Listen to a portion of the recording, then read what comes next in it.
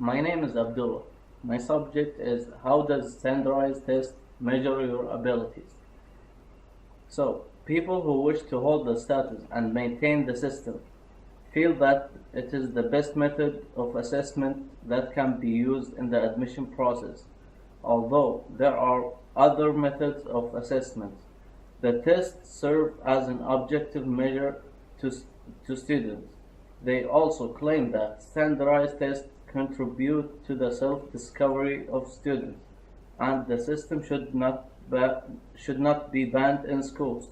However, many researchers and educationists have taken varied stands regarding the abilities of standardized tests to measure abilities of students. Most of the recommendations on the issue have been for the comprehensive reformation of the system to improve students' performance.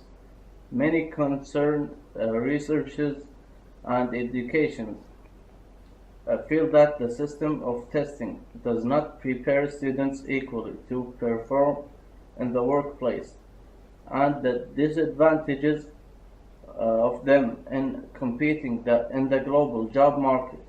I believe that taking into consideration the competitive work environment that is being experienced in the global market today, creativity is a necessary tool that is needed for the development of world economy. Standardized tests lack the aspect of creativity, and educationists have to come up with another way of testing the intelligence of students. Thank you very much. Hello, I am Chaewon Park, and this is a brief presentation about the topic of my essay, net neutrality. How many people like seeing this page? I know for certain that I don't. This is one of the things that people might have to go through if net neutrality dies. Net neutrality is a fairly recent and ongoing issue. In a big scale, there are four main cases that build up to this whole controversy.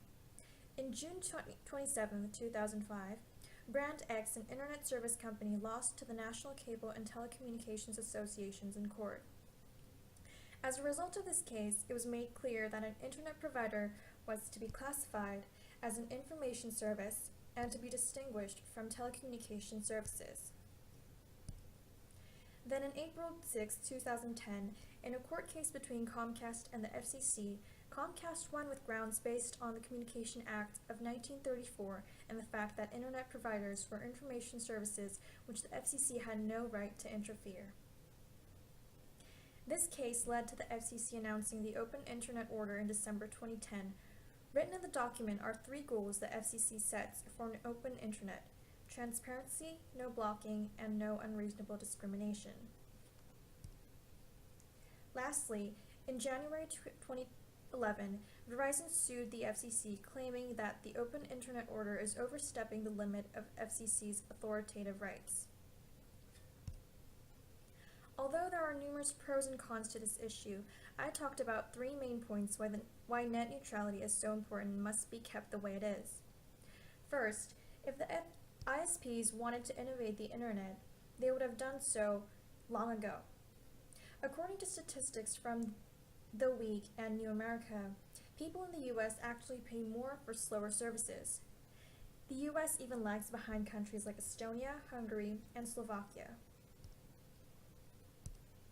Secondly, if net neutrality dies and ISPs start charging companies for faster internet speed for their page, this would create an unfair environment for the various people that use the internet, including people that are just starting up their businesses. Thirdly, since ISPs have control over the content that gets through, they play the part of the gatekeeper, hence hindering the individual's freedom of speech. And these are the reasons why I believe that net neutrality must be preserved. Thank you.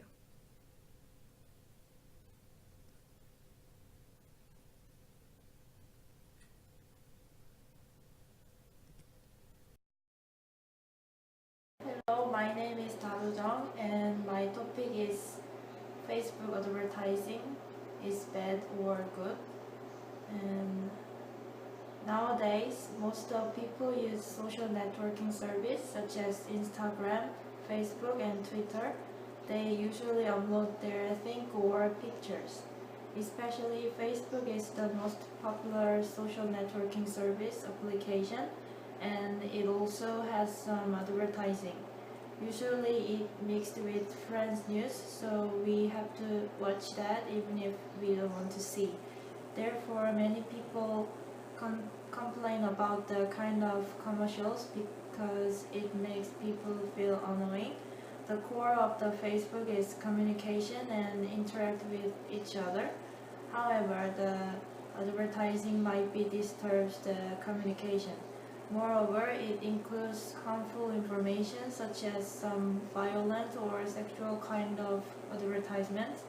It is a serious problem because a lot of teenagers use Facebook and they can be exposed to the bad advertisements. It is very important to them what they see and think. And some bad people cheat with Facebook. They usually create a Facebook page and upload the celebrities' photos or news, and it makes people push the like button. Then the number of like increase, they sell the page to other people and it suddenly changed to totally different page, and the followers have to see the advertisements that they don't need, and people have to face that annoying situation. But some people say advertising is necessary to Facebook, and it is right. Facebook is not a charity institution, so they need the money and they can earn from the advertisement. In conclusion, the advertising is somewhat neat, but people have to pay attention to the contents of the advertisement and supervise the pages. Hello, my name is Moitori Guy. From now, I talk about affirmative action. I inspect whether affirmative action reduces the discrimination indication or not. To begin with, affirmative action is a special preferential treatment that is to correct the social status of the social disadvantaged people who have been discriminated historically and structurally, like African American minority groups, women. Here, I focus on the response to race in education. Affirmative action is a double-edged sword. It has both merit and demerit. Therefore, it is still controversial. According to the latest Wall Street Journal poll in 2013, 45% of people say that affirmative action is still needed, while 45% of people say that this action should be ended. The public opinion is sharply split. The defenders claim that this action leads the correction of the education gap lays that recompense to the mistake in the past and the diversity. Affirmative action has contributed to create diversity in the society. On the other hand, the objectors insist that affirmative action causes the reverse discrimination, deterioration of the black people's desire to improve themselves, and worsening of the poor, white, or other races.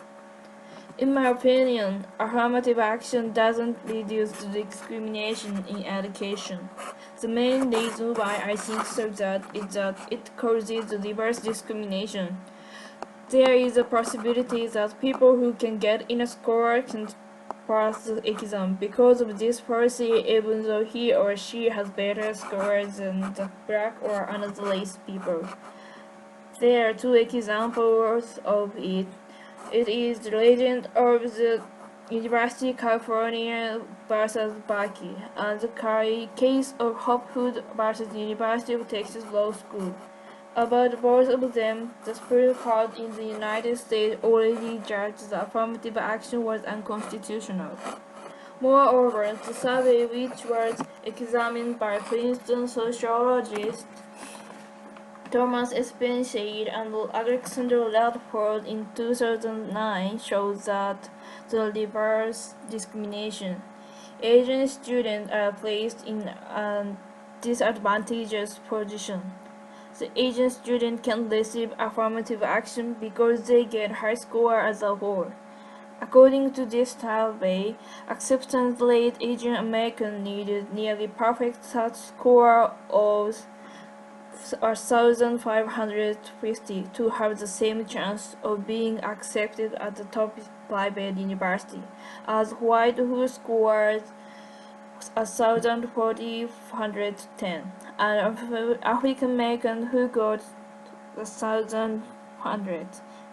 White were 3 times, Hispanic 6 times, and black more than 15 times as likely to be accepted at a U.S. university as Asian Americans. Like these facts, the reverse discrimination occurs in reality. So I think affirmative action doesn't work well to reduce the discrimination. From the beginning, this action itself is based on the discrimination. If people truly want to decrease or get rid of the discrimination, they shouldn't not use the word discrimination. I mean that when people don't think about race or use category of race anymore, they are really not discrimination in the United States. Thank you for listening.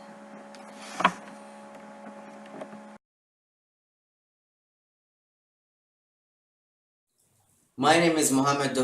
My project talking about nuclear weapons. Nuclear weapons. Nuclear weapons are new technology in our history. The first nuclear bomb made in 1945 by United States of America. The first bomb have used in World War II in Japan on 2 cities, Hiroshima and Nagasaki. This incredible bomb can destroy a whole city less than an hour. What if we use this power in a good way? Of course, there are goods and bads for this powerful source. These weapons affect economy, people, and land badly. However, they're also good for economy, people, and land. By affecting people, it gives a radiation for them and kills them. Even unborn baby get affected.